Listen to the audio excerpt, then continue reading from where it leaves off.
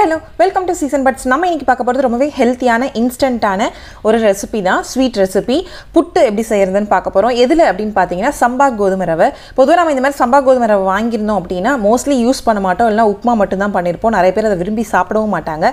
இந்த மாதிரி கண்டிப்பா ட்ரை பண்ணி பாருங்க. எல்லாரும் விரும்பி சாப்பிடுவாங்க. யாராலையும் கண்டுபிடிக்க முடியாது இது சம்பா கோதுமை ரவை தானே.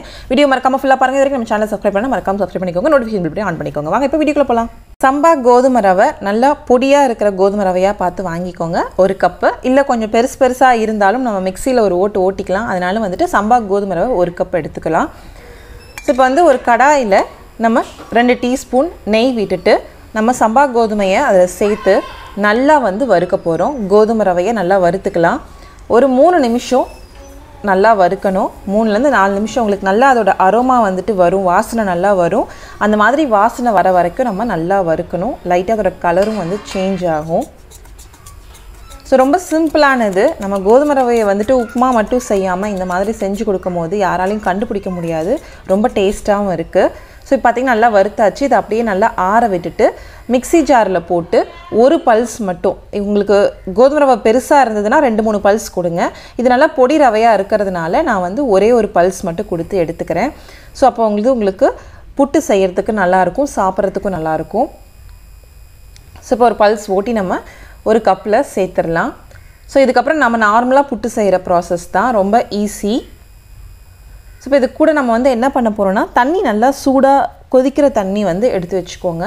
நம்ம வந்து ஒரு கரண்டி, அதாவது கொஞ்சமாக உப்பு சேர்த்துட்டு இது கூட கொஞ்சமாக தண்ணி, அதாவது 1 டேபிள் ஸ்பூன் தண்ணி வரைக்கும் நம்ம சேர்ப்போம். கொஞ்சமாக தண்ணி சேர்த்து நல்லா மிக்ஸ் பண்ணிக்கோங்க. நம்ம கையில் பிடிக்கணும், நல்லா பிடிப்பு வர அளவுக்கு இருக்கணும். அந்த மாதிரி மாவு வந்துட்டு வர அளவுக்கு கொஞ்சமாக தண்ணி சேர்த்து நல்லா மிக்ஸ் பண்ணி விட்டுக்கோங்க, நம்ம புட்டு மாவு பதத்துக்கு. இப்போ நல்லா மிக்ஸ் பண்ணி எடுத்தாச்சு, அவ்வளோதாங்க.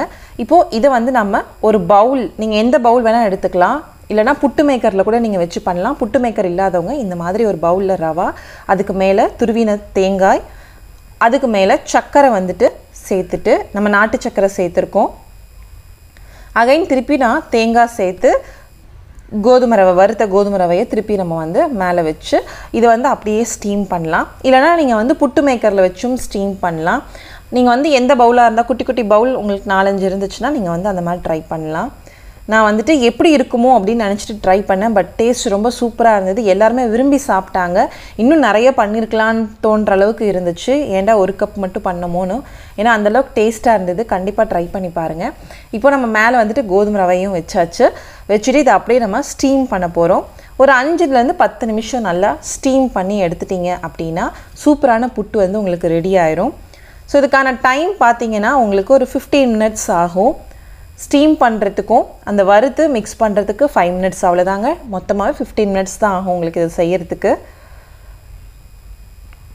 10 மினிட்ஸ் கரெக்டாக ஆகும்னு சொல்ல முடியாது. சில டைம் வந்து உங்களுக்கு முன்னாடி 10 மினிட்ஸ் வரைக்கும் நீங்கள் வந்து ஸ்டீம் பண்ணிவிட்டு எடுத்துட்டிங்க அப்படின்னா உங்களுக்கு நல்லா சூப்பராக வந்துடும்.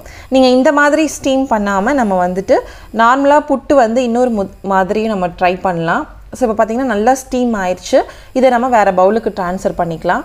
இன்னொரு மெத்தட் பார்த்திங்கன்னா, நம்ம இட்லி துணி போட்டு அந்த இட்லி துணியில் நம்ம மிக்ஸ் பண்ணி வச்சுருக்கேன் அந்த புட்டு மிக்ஸை வந்து சேர்த்துட்டு அப்படியே க்ளோஸ் பண்ணி ஒரு 10 மினிட்ஸ் வந்து ஆவி காட்டுறது. ஸோ இது ரொம்ப சிம்பிள்.